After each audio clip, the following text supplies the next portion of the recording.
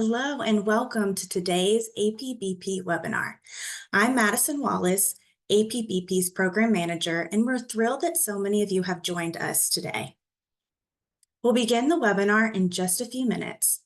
To help minimize distractions, please enter your questions for the presenters into the Q&A feature, and our moderator will get to those during the designated Q&A time at the end of the webinar. Also, we ask for you to please continue to keep your microphones muted with cameras turned off. APBP has submitted today's webinar for AICP credit, so be sure to take advantage of this opportunity if you need to log your credits with the American Planning Association. We hope you'll make plans to join us for some upcoming APBP webinars. APBP members can purchase a 12-month bundle package or individual webinars for a discounted rate. Visit apbp.org/webinars for more details. And thanks again for joining us for today's webinar, Updates to the new MUTCD, What You Need to Know, Part 1, and make plans to join us for Part 2 on April 24th. Our presenters today include Paige Anderson. Paige is a proud civil servant and resident of the city of Pittsburgh. As a Vision Zero project manager in the traffic engineering group, her data-driven projects focus on safety for vulnerable road users and making it easier to travel without a car. Since 2018, her teams have built over 30 miles of bike infrastructure and introduced various traffic calming measures to her city. She also sits on the board of POGOH, Pittsburgh's local bike share system, and officially joined the NCUTCD and the Markings Technical Committee in January of 2024, where she is a delegate representing APBP. Outside of work, she enjoys racing bikes and making things in her ceramics studio. Our second presenter is Tom Bertulis. Tom is a senior active transportation engineer at KTUA Planning and Landscape Architecture in San Diego. He is a former APBP board member and has been on the Bicycle Technical Committee for the National Committee on Uniform Traffic Control Devices for the last 6 years, and is also on the committee to review and update Part 7 on school areas and Part 9 on bicycles for the California MUTCD. For KUTA, he manages Vision Zero plans, protected intersection designs, cycle track designs, and complete street projects. Tom has 25 years of experience in a global perspective that was cultivated through the 4-hemisphere approach to sustainable transportation. Our third presenter is Kevin Haas. Kevin is the State Traffic Standards Engineer for the Oregon Department of Transportation. Kevin is a registered professional engineer in Oregon and has been with Oregon DOT for 27 years. He is a proud civil engineering graduate of the University of Washington in Seattle and is surrounded by women in his family, with his wife of 31 years, 6 daughters, and 2 granddaughters, which explains why his beard is gray and he lost the hair on top of his head years ago. Our fourth presenter is Jeremy Charzan. Jeremy is a professional engineer with 25 years of experience in transportation, municipal, and site engineering projects. Jeremy is an owner at Tool Design and leads the multi-model design practice where he works to develop and apply best practices accommodating the safety, comfort, and accessibility of people walking, biking, accessing transit, and driving. He is a NACTO certified trainer, has led the development of various local, state, and national U.S. design guides, and is an experienced street designer on projects across North America. Jeremy also serves as a treasurer of APBP. Welcome to Paige, Tom, Jeremy, and Kevin. Now I'll hand it over to Paige to get us started. Cool. Thank you, Madison. Let me share my screen.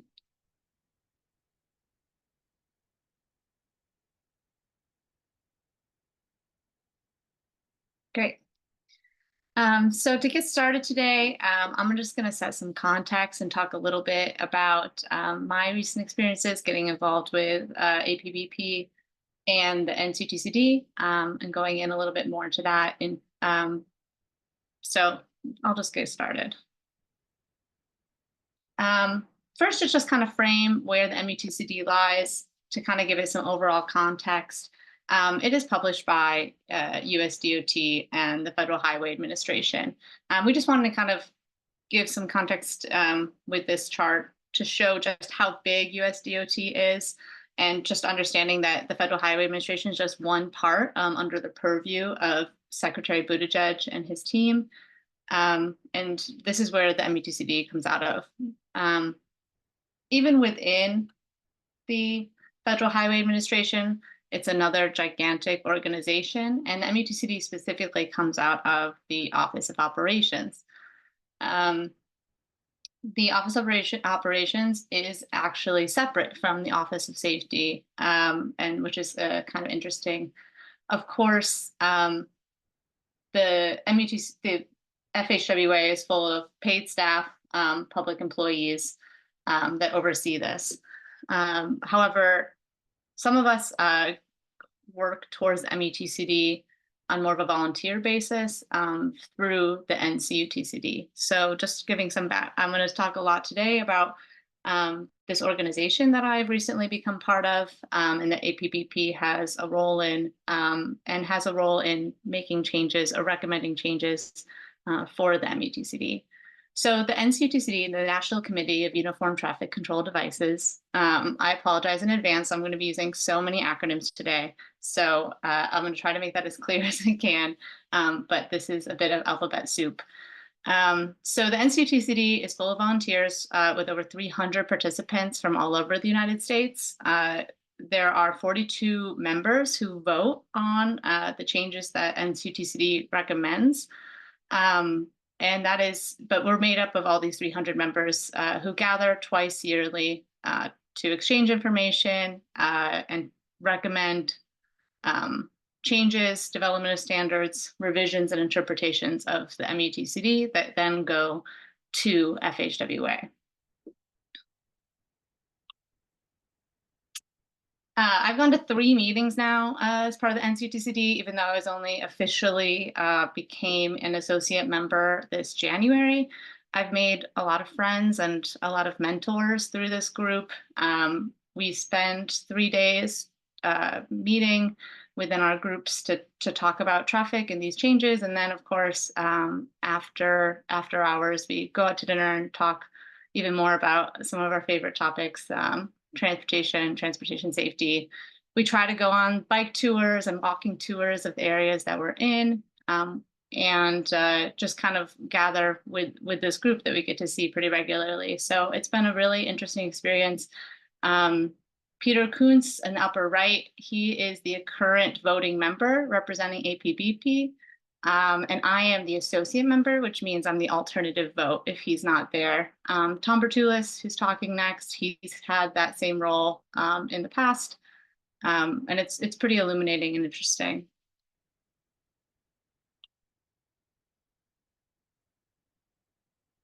The NCUTCD is made up of 21 sponsoring organizations. APBP is just one of them, but with 42 voting members, not all of those organizations are represented equally. APBP, we have our 1 vote. Some of our, allies at NCUTCD, I highlighted over here. You're probably familiar with the League of American Bicyclists, NACTO, the National Association of City Transportation Officials. League of American Bicyclists has 1 vote. NACTO has 3 votes. Groups like AASHTO have 8 votes. So it's not all equal when it comes to actually voting on these proposals. We also is made up of 7 technical committees, 1 for each chapter of the MUTCD. So if you look at the seal for MUTCD in the upper right, each of those symbols is supposed to represent 1 for each of the chapters, each of the technical committees. I have joined the Markings Technical Committee. Tom's on the Bicycle Technical Committee. Interestingly enough, the symbol for NCCC has the cyclist symbol is actually no longer in the MUTCD and the latest edition. So I'm curious if that will change what that looks like. But this is the seal that they've had since for a very long time.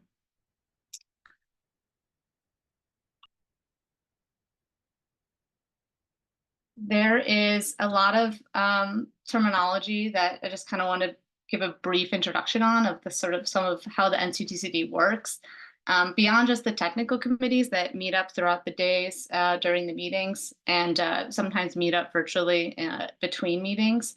There's also different committees that are working on things. Those are joint committees are made up of members from all different technical committees.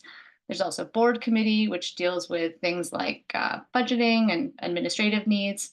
And then there's also task force and joint task force. Task force are made up by one technical committee group, and a joint task force is going to be made up of multiple technical committees. So one big example of that is the pedestrian joint task force, which is working on pedestrian issues.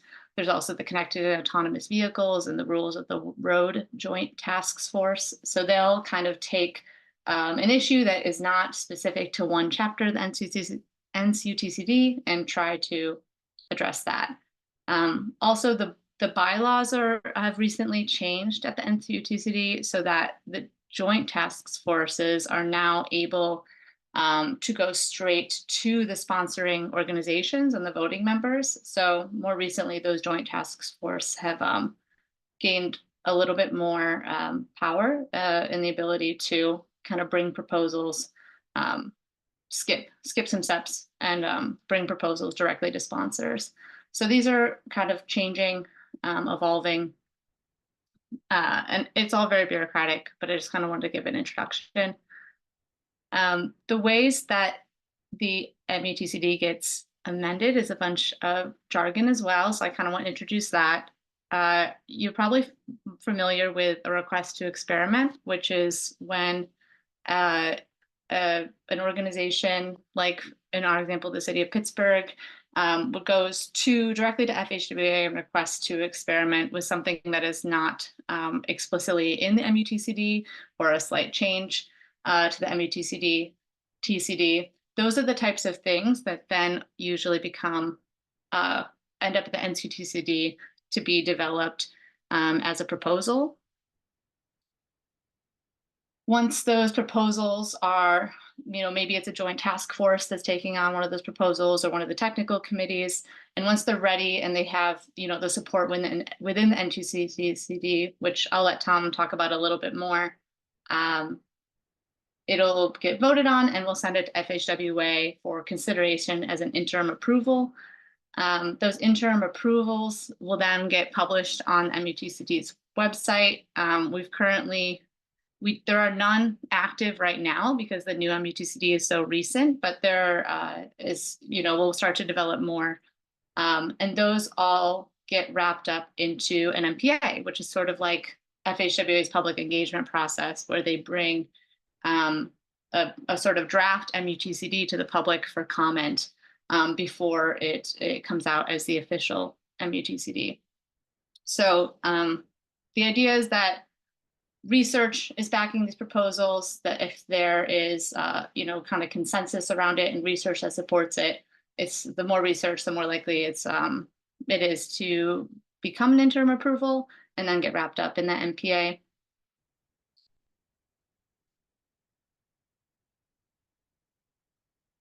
Some examples, I just want to kind of show some of these examples, and these are directly from FHWA's MUTCD website of different interim approvals that were approved and published from the 2009 MUTCD. I don't think that all of those interim approvals are identical in what got published in the MUTCD, but this example here of the two-stage turn box, this is the graphic that was in the interim approval that was published in 2017, and now that exact same graphic is in the most recent MUTCD that was published. So this is just an example of all the different types of things that exciting things that came out of this process and are now a lot of them you see in this newest edition.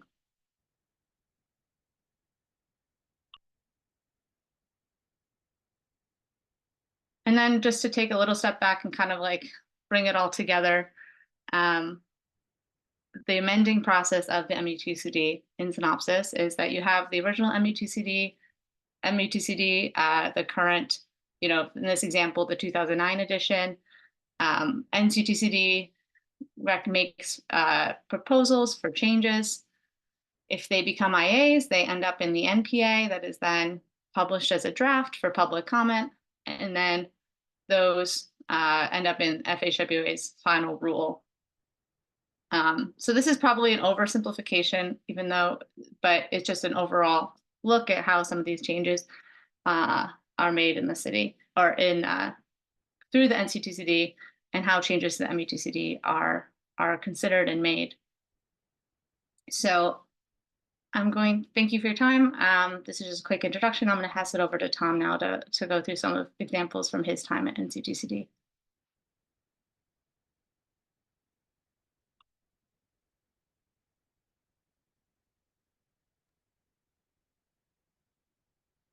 Thank you, Paige. That was excellent. Let me share my screen.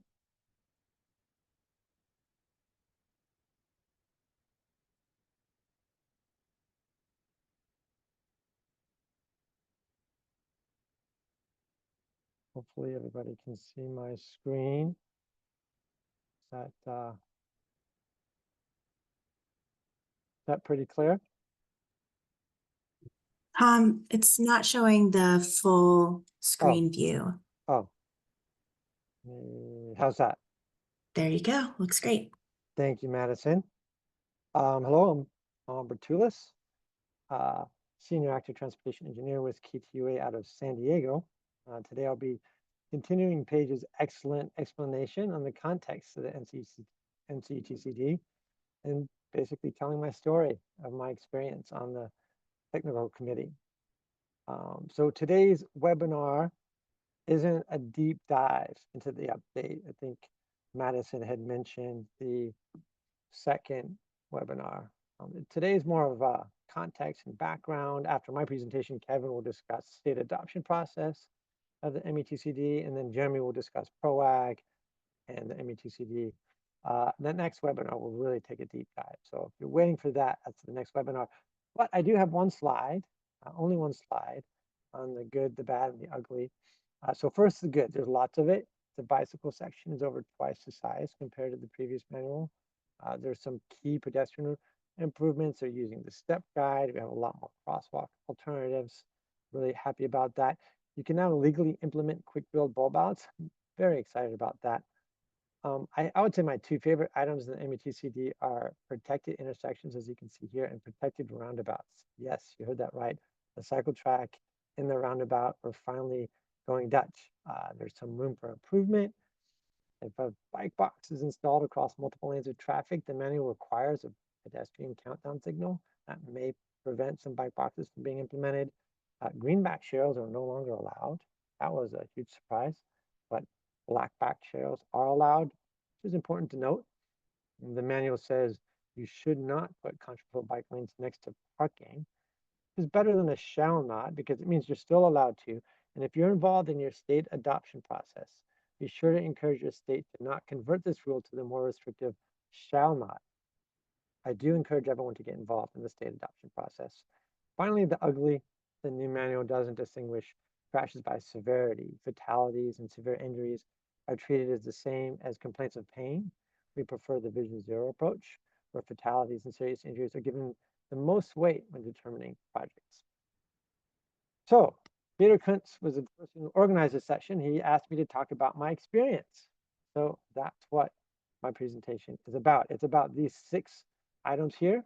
And so every slide I numbered 1 through 6, so you have a general idea of where I am in the presentation.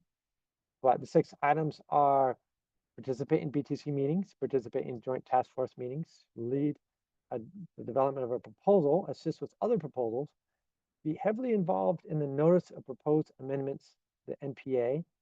NPA is the FHWA when they publish a draft for public comment, which is what Paige talked about at length. And finally, encourage others to join, which I'm doing right now for everyone on the webinar. So participate. No, I bought these for you, and I thought, I'm sorry. Oh, so participation involves the 4 Ds of BTC: deliver presentations, discuss, debate. this week, so he didn't help me move the stuff up. I'm sorry. My roommate. Is somebody talking?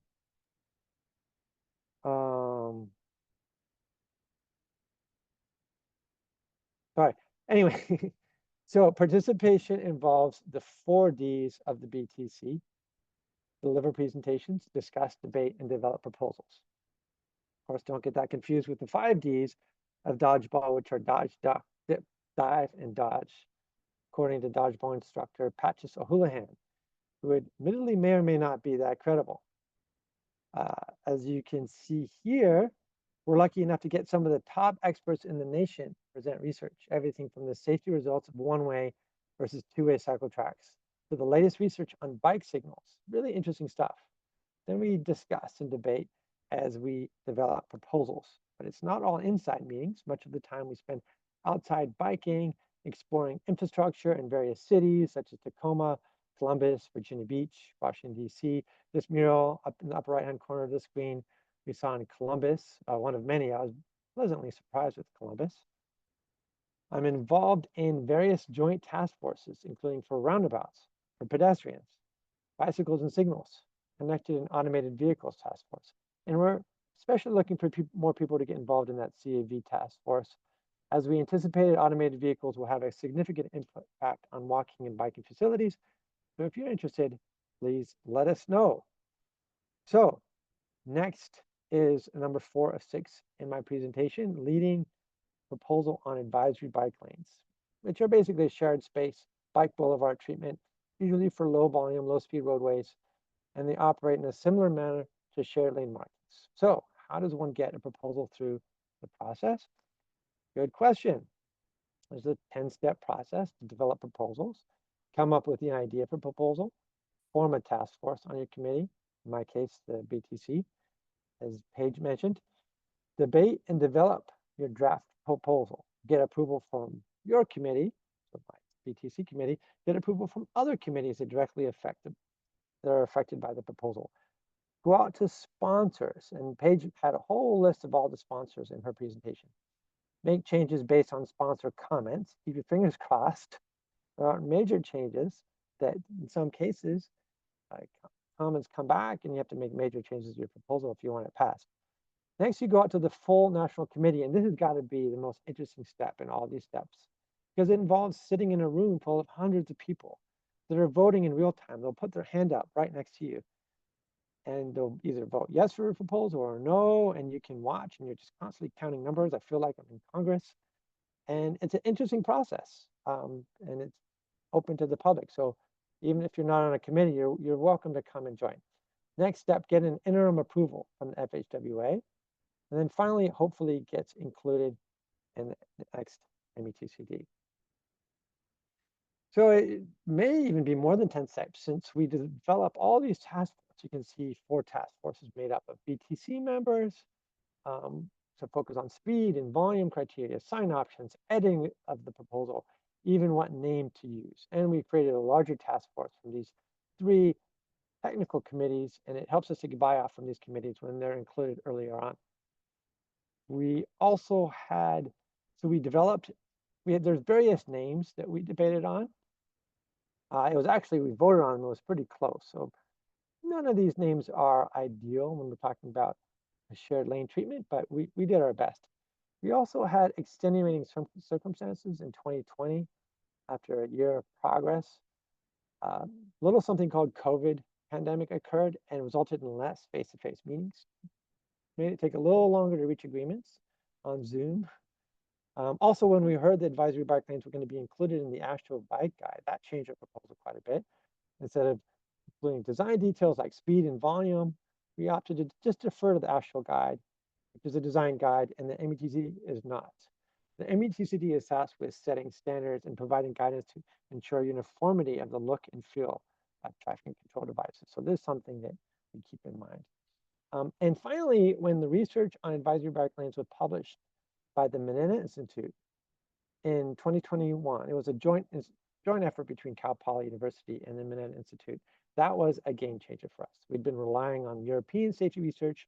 We finally had research from the US showing the safety benefits of advisory bike lanes. And here is that research. So we had been relying on that European research, but the Manana Institute showed a 44% reduction in crashes due to advisory bike lanes, which really helped us a lot.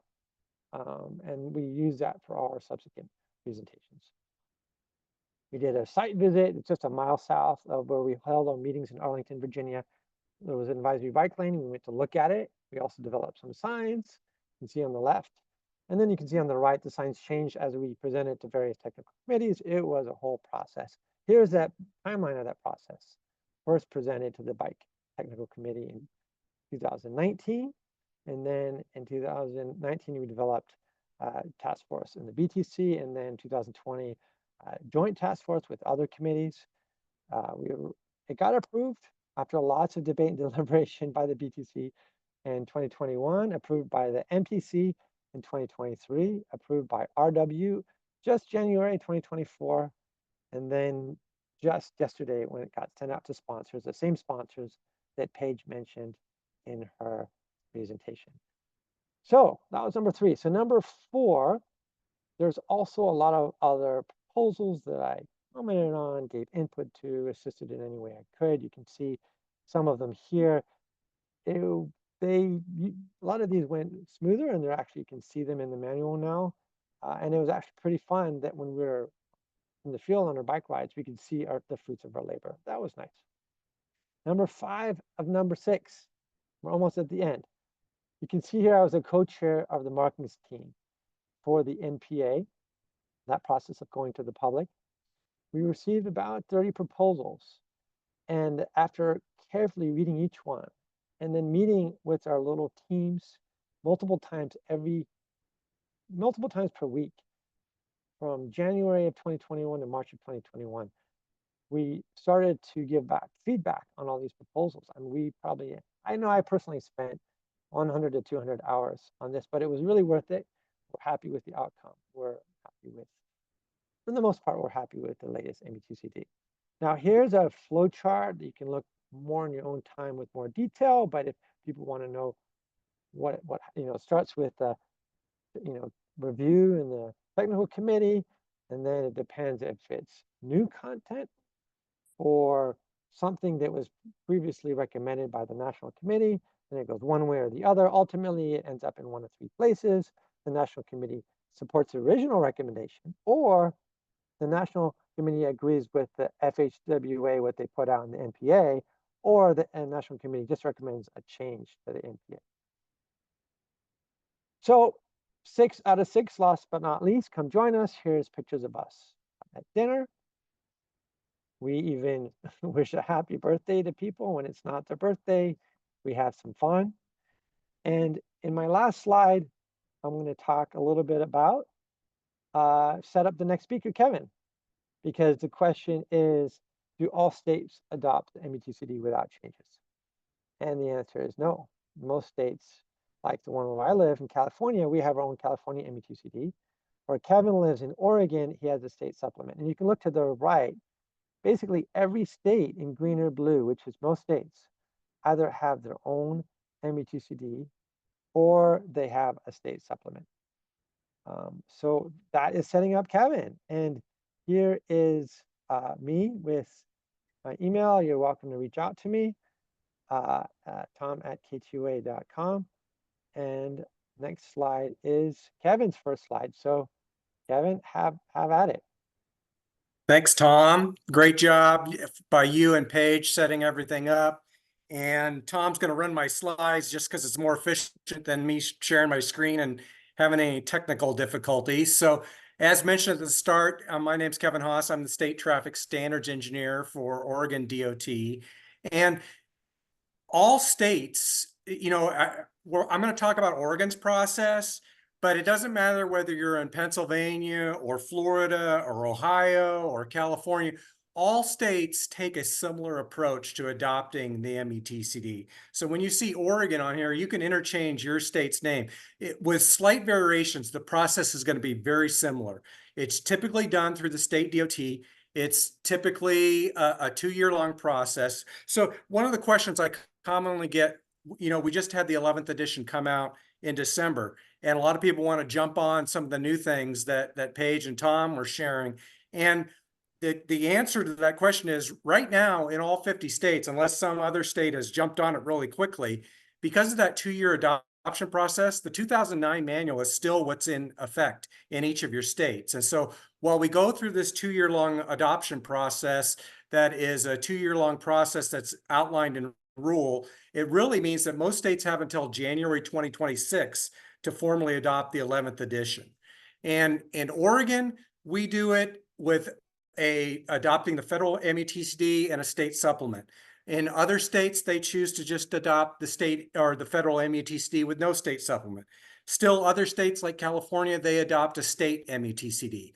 But it all comes down to working with, each state has to work with their federal highway division office, which is typically in each of the state capitals. We have a statutory and administrative rule process that we go through, and that's kind of how we adopt things in Oregon. And, as we look at the next slide, we work through our Transportation Commission is how we do it in Oregon. We work through our Oregon Transportation Commission. And in the next slide, as we look at working through the different roles, we have a statutory requirement for adopting uniform standards in statute. Most other states have a similar statute. In our Oregon Revised Statute 810-200, it says that Oregon will adopt standards for traffic control devices that closely adhere to federal guidelines or federal standards. That's the MUTCD. We have that statutory standing. Then we go through an administrative rule process. That's the Oregon Administrative Rules. And through that process, we adopt the federal MUTCD. We adopt our state supplement. And in Oregon, we adopt a third document. That's that orange document you see up there called the OTIH, which stands for the Oregon Temporary Traffic Control Handbook. And that's just another acronym way. Paige and Tom warned you, you're going to be bombarded with a bunch of acronyms today. In Oregon, that OTIH represents our short-term work zone guidebook of standard applications of the MUTCD for work zones of 72 hours or less, or 3 days or less. So these are your maintenance crews, your tree trimming crews, your utility work crews. They have to follow that OTIH guidebook in Oregon for how they set up their work zones as they're working along public roadways in the state of Oregon. And then Paige and Tom did an excellent job talking about the National Committee on Uniform Traffic Control Devices. Well, in Oregon, we have a similar group called the Oregon Traffic Control Devices Committee. It's the OTCDC. And their role in Oregon is a similar advisory role to the National Committee on Uniform Traffic Control Devices to Federal Highway. They're the ones who help us in Oregon go through our rules advisory process. They help draft the rules, the fiscal impacts, and it's made up of all sorts of stakeholders, including cities, counties are involved in that process. One of my coworkers with a local agency, obviously it's been shared frequently, is Peter Kuntz with the city of Portland, who represents APBP on the national committee. Peter Kuntz is very involved in our OTCDC process and how we adopt the MUTCD in Oregon. And so that's very much how we go through that process. And as we look at the next slide, when we look at a timeline, it is a long process, and we're going to use up the entire 2-year period in Oregon. You can see by the red marker where we are in the process, but we're in the process of drafting our state supplement.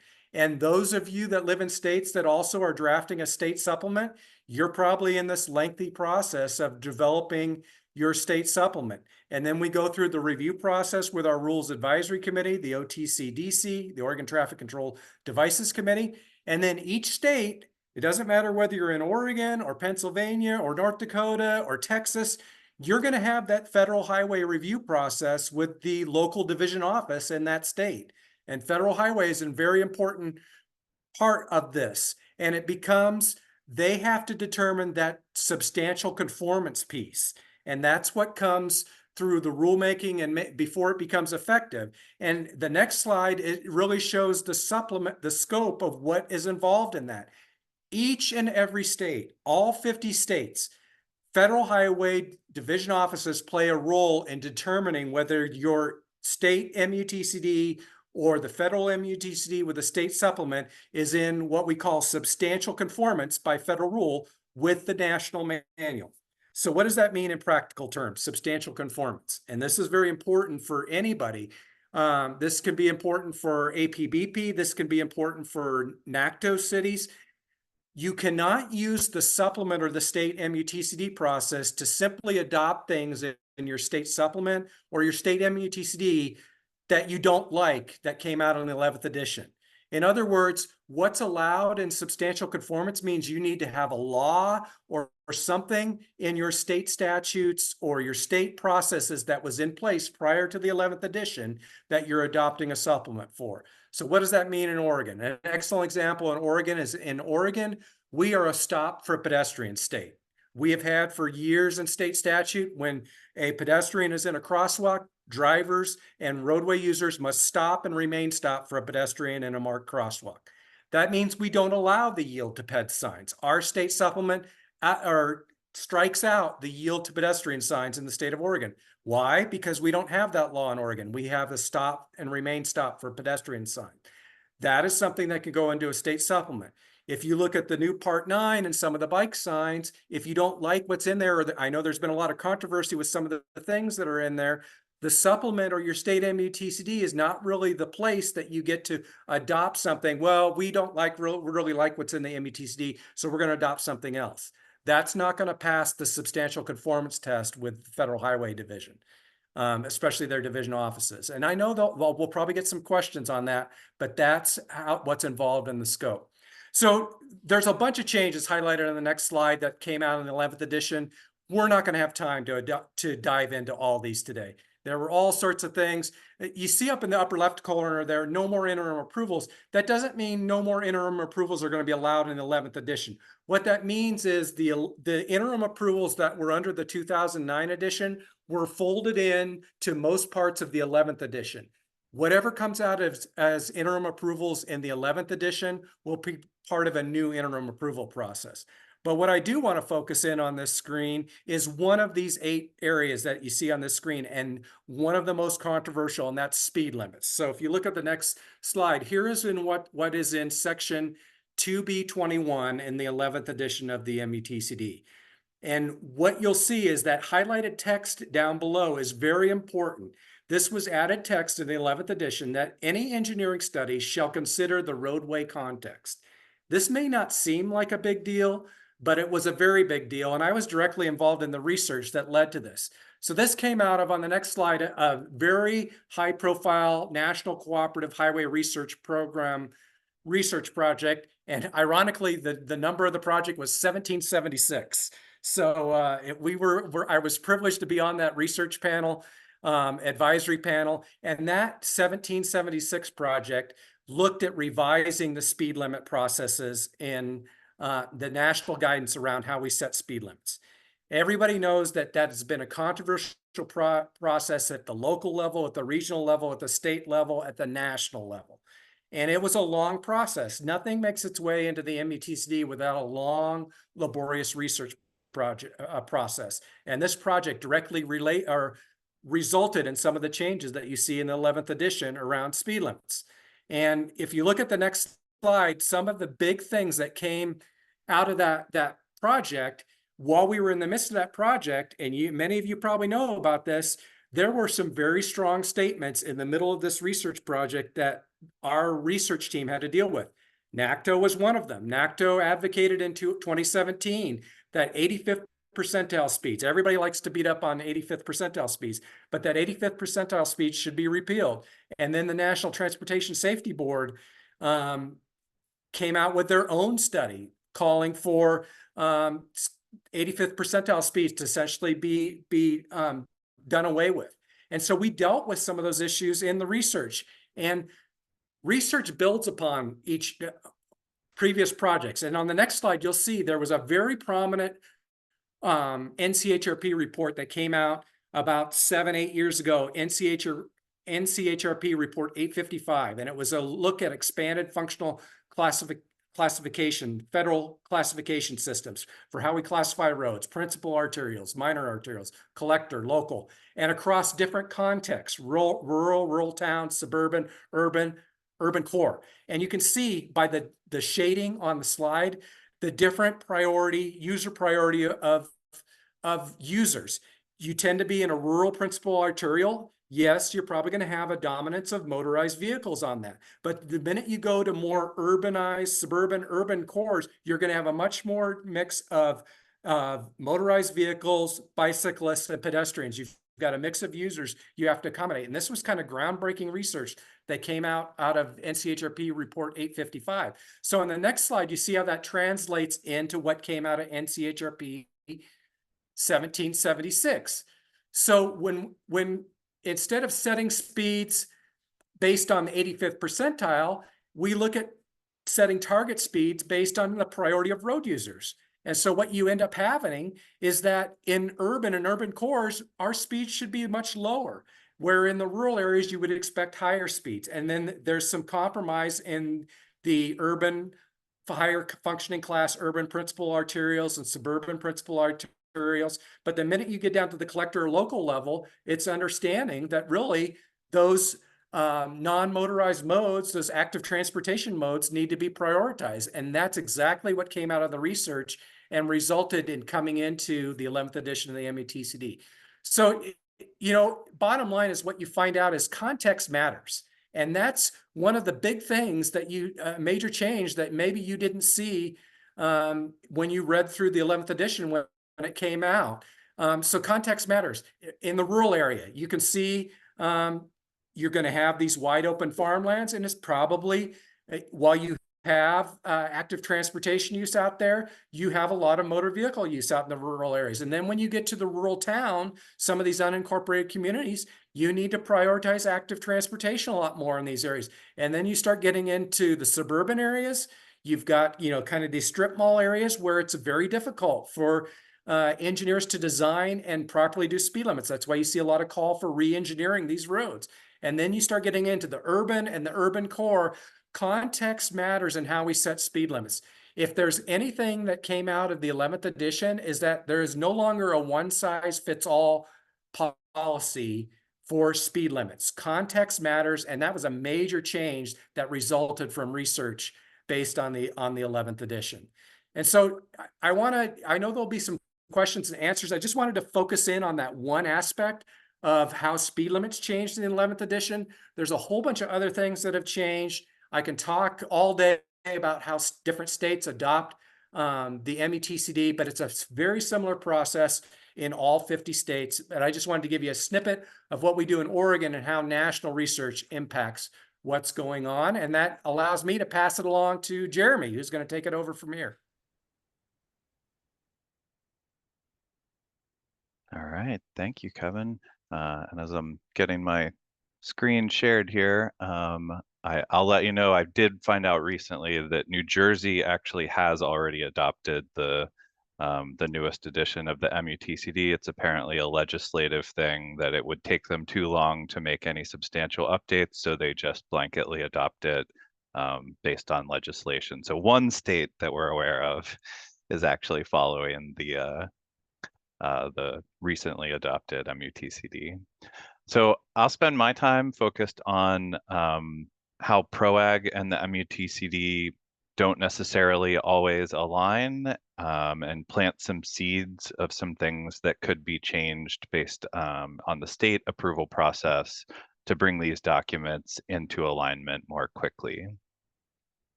So the first, just to make sure we all are on the same page, I expect most of you are familiar with PROAG, but PROAG is the accessibility guidelines for pedestrian facilities in the public rights-of-way.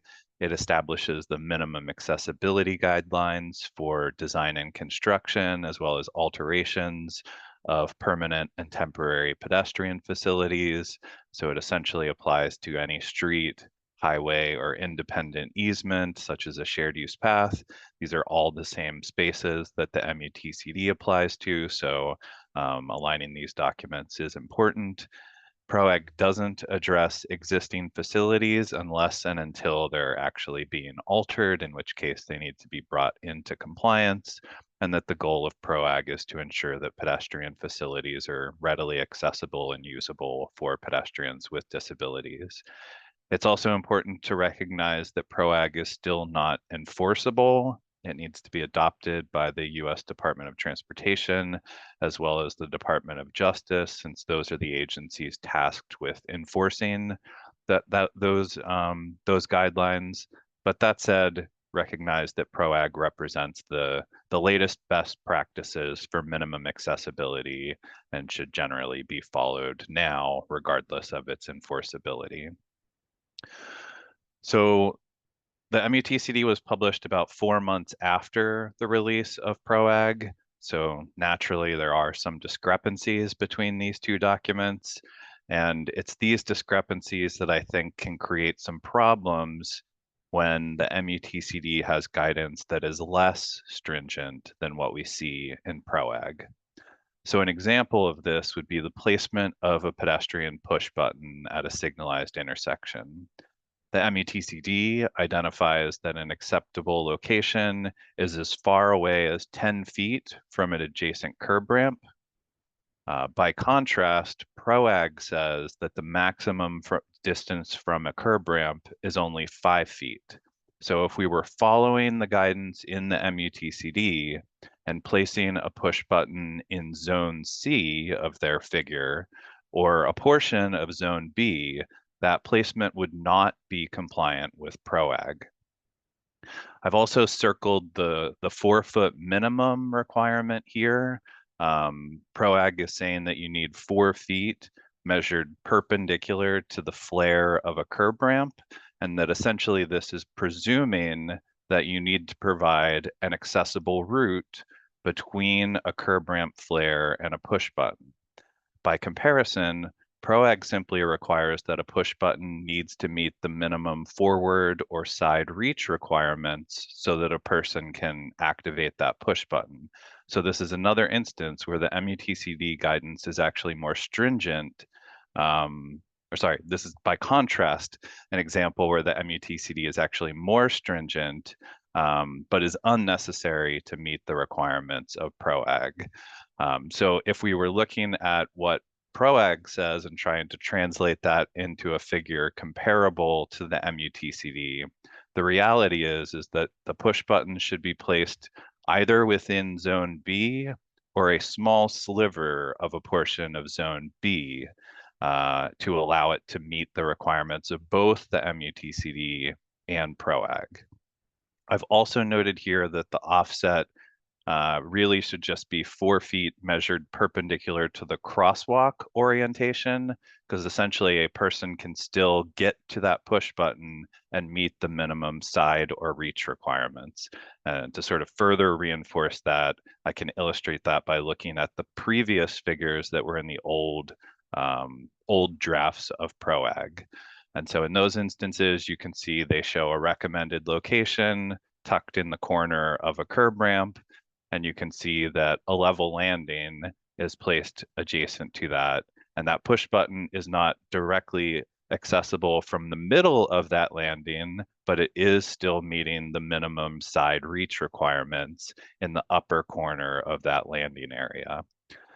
So this is an area where in preparing a state MUTCD, you could propose suggestions that would comply with both the minimum requirements of PROAG as well as the MUTCD. So essentially providing something that is more stringent than what's in the current MUTCD.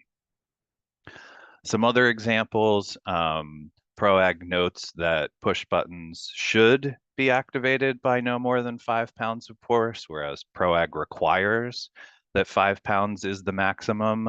I think this one's sort of minor in the case that manufacturers know the maximum force requirements and they're generally complying with it.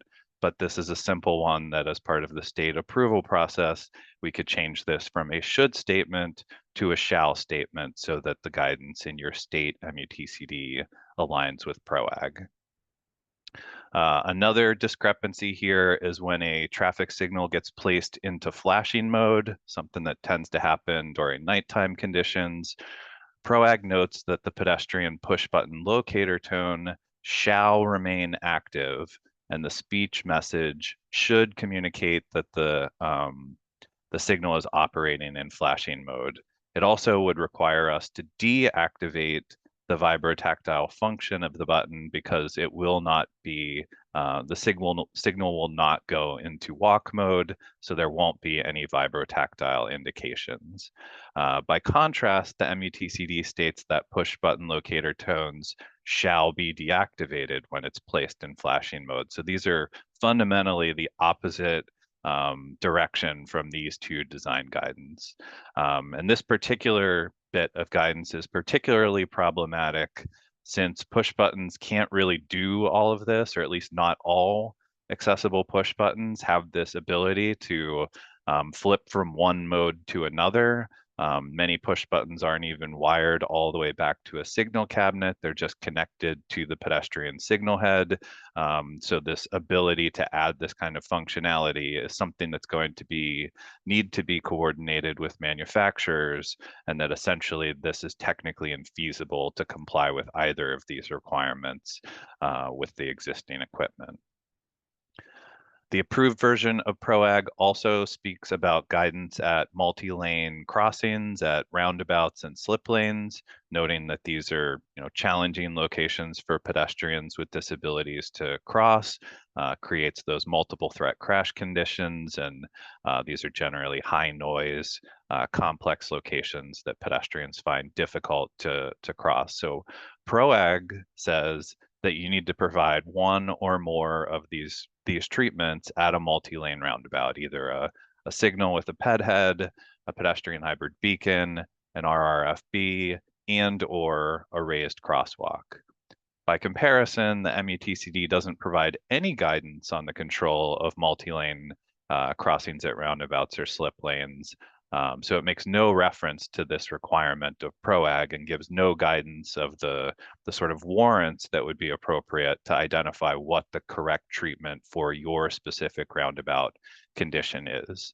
There are resources that we can look to. So even under the previous drafts of PROAG, PennDOT, MassDOT, Montana DOT had developed some guidance that recommended some baseline recommendations for multi-lane roundabouts, recognizing now that we have to provide one or more of those 4 treatments.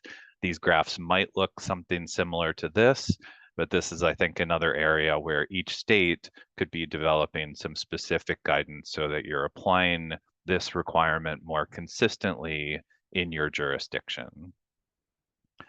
And then the last discrepancy that I'll highlight here relates to pedestrian accommodations through a pedestrian detour area. So the MUTCD does say that adequate pedestrian access and walkways shall be provided through a construction zone. But then it goes to only provide guidance that you need to provide a supplemental audio sign or information or detectable barriers for people with vision disabilities. By comparison, PROAG says that pedestrians shall be provided an audible or non-visual means of conveying information about that alternate route. And where channelizing devices are provided, they shall be detectable. So the MUTCD is simply making some recommendations, whereas the PROAG guidance is requiring these treatments. So again, this is one where the states can address both to be in compliance by making some of these statements shall instead of should statements. And I'll try to end on a positive note, since all I've done is talk about the things that they didn't align. This is an area where the MUTCD is actually ahead of PROAG. So PROAG doesn't speak about design for quick build implementation or rapid implementation, the types of projects where we're doing quick build curb extensions with paint and flex posts. So by comparison, the MUTCD provides these two figures identifying if you are locating the detectable warnings out at the edge of the travel lane, then your crosswalk should only be marked between those detectable warning panels.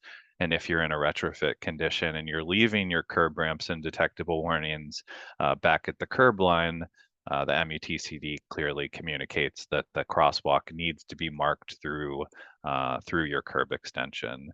All that said, there's still more guidance that needs to come out on these treatments. So I've highlighted in red here some of the preliminary findings of an FHWA study that is essentially saying that if you are going to locate the detectable warnings out at the edge of the travel lane, then trapezoidal delineators should be provided to guide a pedestrian out to those detectable warnings so they can't inadvertently veer through that curb extension and miss the flex posts and find themselves in the intersection without having been given guidance that they are entering a vehicular space.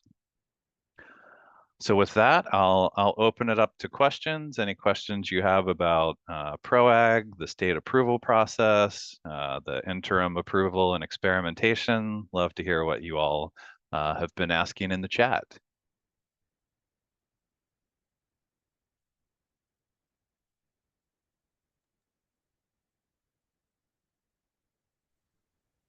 Thank you, Tom, Kevin, Jeremy, for sharing these wonderful insights.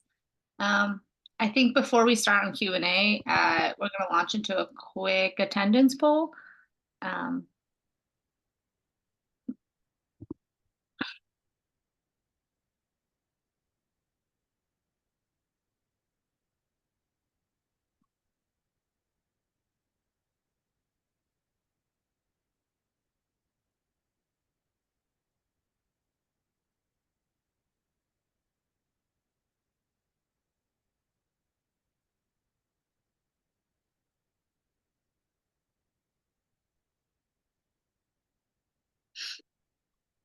Cool, thank you for that. I'll leave it open for a little bit longer, but if anyone else has some questions, please go to the questions feature in Zoom. We have 3 so far. Let me see. Cool. So to get us started, 1 second, here it is. All right, Tom, maybe you can help me answer this first one. Stephen asked, are there anyone representing any disability groups on the NCUTCD? I know of the great BZ Benson. She is, I know she's the person I think of first. BZ is part of employed by the Accessible Design for the Blind, and she's on the Signals Technical Committee, as well as the Pedestrian Joint Task Force, and she is a force. She's wonderful. Do you guys know of anyone else, or is there like any kind of explicit recommendation for these types of members, and how do you know how they got involved? That's mostly in the Pedestrian Joint Task Force. Like you already mentioned BZ, but there's several other people. Of course, Janet, RIP, was incredible. But there's several people involved. And getting involved in the Pedestrian Joint Task Force is the best way to get involved. And Jeremy, I don't know, you want to speak to that since you're so involved in PROAG. Yeah, and I don't think there's any organizations that are represented as a voting member. We can refer back to Paige's slide on the organizations that are voting members. But that said, there are plenty of individuals that are represented on the committees who are providing feedback on recommendations for updates to the MUTCD. So I believe at the last meeting of the NCUTCD in Arlington, there were at least 3 people from Accessible Design for the Blind who were floating between a variety of different committee meetings to provide their recommendations. But yeah, I don't believe there's any organizations that are voting members for the NCUTCD. Yeah, that's correct. Looking through the sponsoring organizations, none of them are explicitly related to people with disabilities. And that doesn't mean that it can't change. We've sponsoring organizations do change over time. Just in the 6 years that I've been on, NACTO has become a sponsoring organization. They were not when I first joined. So we can see over time additional organizations join. So it's important to get your voices heard. Yeah, agreed. Yeah, and just sort of piling on more on that topic. You know, Federal Highway is very aware that their current edition of the MUTCD is not in compliance with PROAG, and that is on their to-do list to bring some of the things that I highlighted into compliance, but the timeline for that is not known. And that's why I'm suggesting that states can be proactive to bring their guidance into alignment on these issues of pedestrian accessibility, knowing that it's still going to take some time for FHWA to bring all of this into alignment. Yeah, and I can add some context to that, Jeremy, because I know Federal Highway had their first webinar, and like you had a great presentation, Jeremy, talked about states are still in the process of adopting PROAG, and Federal Highway is committed to come out with a pretty, we're no longer going to see 15 years between MUTCD updates. They've committed to a pretty rapid update. And they alluded to the fact that the next update likely will address some PROAG issues. But I think, you know, I was covering the state adoption process. I think the number of states that you're going to see addressing PROAG and their initial adoption of the 11th edition are going to be few and far between. They're going to be waiting for that next edition, that update coming from Federal Highway. So while there may be some individual areas that states may address some PROAG things, I think if we're expecting all 50 states are going to address PROAG and how they adopt the 11th edition, I think we're setting ourselves up to be disappointed in that. I think it's going to be, there's not going to be a lot of states that are going to bite at that in adopting the 11th edition for the initial 2-year time period that we have to adopt it.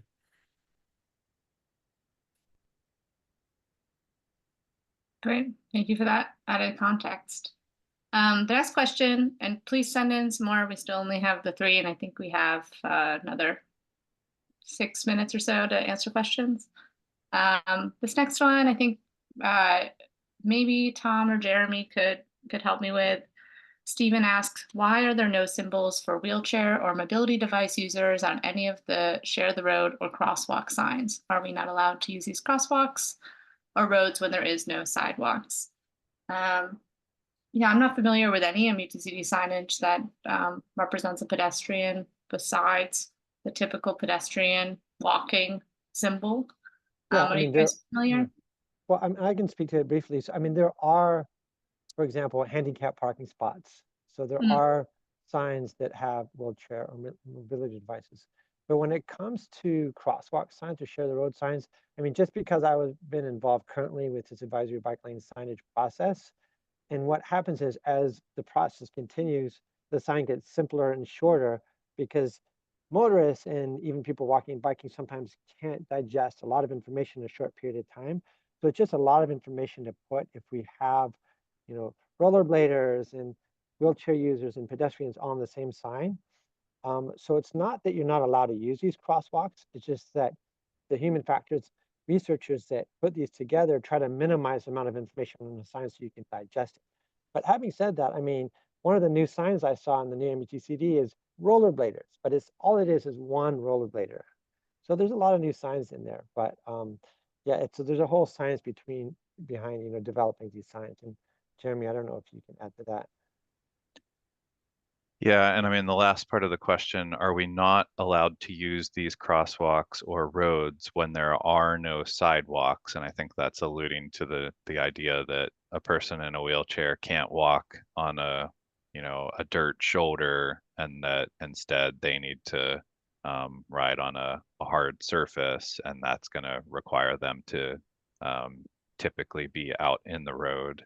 I think this also applies to conditions where like a separated bike lane is being proposed. And if you go to many many cities overseas, you will see that people in electric wheelchairs will often be on a separated bike lane rather than on the sidewalk, because the paved condition of the separated bike lane is smoother than the adjacent sidewalks. And while I don't know of that being codified anywhere in the United States, I expect that it will be common practice that if you have a high-speed electric wheelchair, that you might be using the separated bike lane out of convenience. But the MUTCD does not address any of that, remembering also that the MUTCD is not a design guide. It is simply relaying information about traffic control devices. And I can just add to Tom's statement about, the human factors research that goes into some of this. I think my first meeting, I watched a pretty intense debate about 3 different symbols, all representing camping grounds off of highway navigation. And it was like, which symbol is the most clear, which tent design is the most clear to a vehicle moving quickly. So there's a lot, and it was, tiniest little details and the differences between these symbols. So there's a lot of research that goes into making sure that these are not only standard and easily recognized, but, recognized quickly. And there's a lot that goes into it.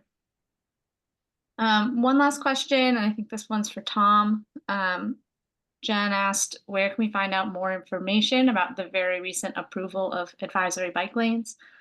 And I'll clarify, they're not approved. They just have made it to sponsors, which means they're being considered they might be sent to FHWA for an interim approval. But I'll let Tom elaborate. Yeah, and I will say there's actually, so the last question in the Q&A is that I noticed a message in the chat, and I don't know if it only went to me. I think they meant to send to everyone. It says, does anyone know where to find the page in the MUTCD that outlines protected intersections? That's a really fast one. It's on page 1099. I might actually share my screen really quick, just to, I think from Alexander asked that question. But if you go to this page right here on page 1099, you see E, separated bicycle lanes shifted away from traffic. You can see this little curb refuge island. This is a protected intersection here. So if you want to know where protected intersections are in the MUTCD, here's where they are, page 1099. Feel free to write in the chat or Q&A if that answers the question or if it doesn't. So to go back to what Paige said regarding the question about the advisory bike lanes. So we're out of the 10-step process. We're on step number 5, right? So the first few steps were, approval from my committee, the Bicycle Technical Committee, approval from other committees. We got approval from markings. We got approval from RW, which is roadway warnings. We just sent out one to sponsors yesterday. So that's number 5. We're going to get comments from them, make changes, then have a vote on the full national committee. That'll be fun. I don't expect this to be an easy process, I'll be honest. Maybe at some point get interim approval included in a future NPA and included in a subsequent MUTCD. Now the process, as Kevin mentioned, every 4 years now they're going to try to get one of these approved. So hopefully it'll be a lot faster. That's really good news. I did want to share this screen.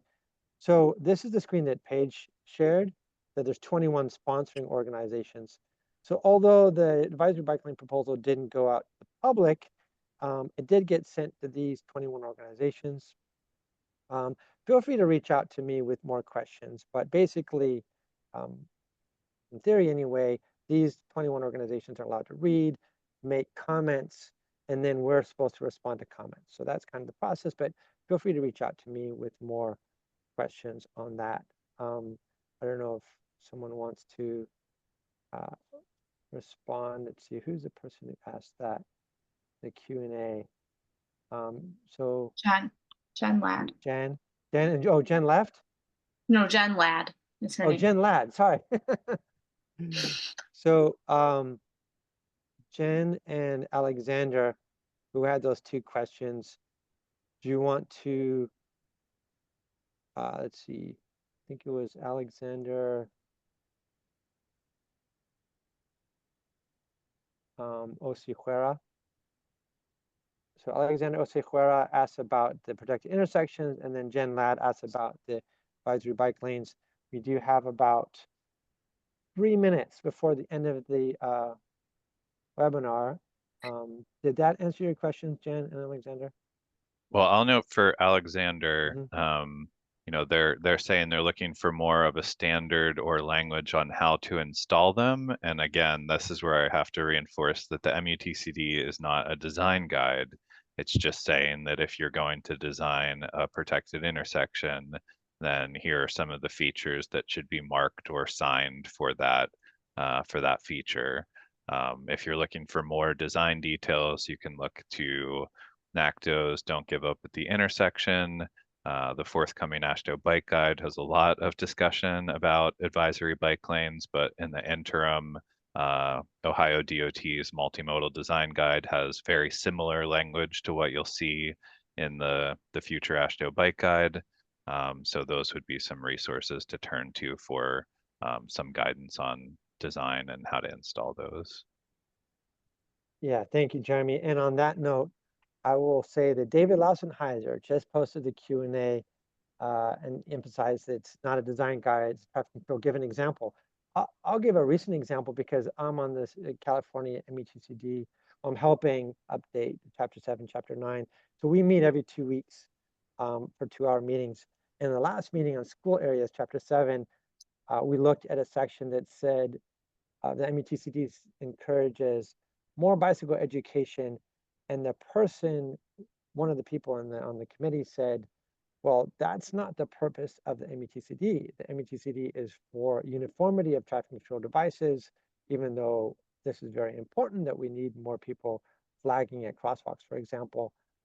It doesn't necessarily belong in the MUTCD. So anyway, that's for David, giving an example of how it's possibly overstepped its guidelines. I see that Madison just popped up and might want to speak. I was just going to wrap us up now that we're at the end of our time today. Just wanted to say thank you again to Paige, Tom, Kevin, and Jeremy for your wonderful presentation and for sharing your expertise. We would also love to hear from attendees your feedback on today's session. So please complete the brief survey that will display in your browser at the conclusion of this webinar. Thanks again for joining us, and we hope to see you again next month for part 2 on April 24th. Enjoy the rest of your day. Thank you. Thank you, everybody. Thanks, everyone. Thanks, everyone. Went well. Great job.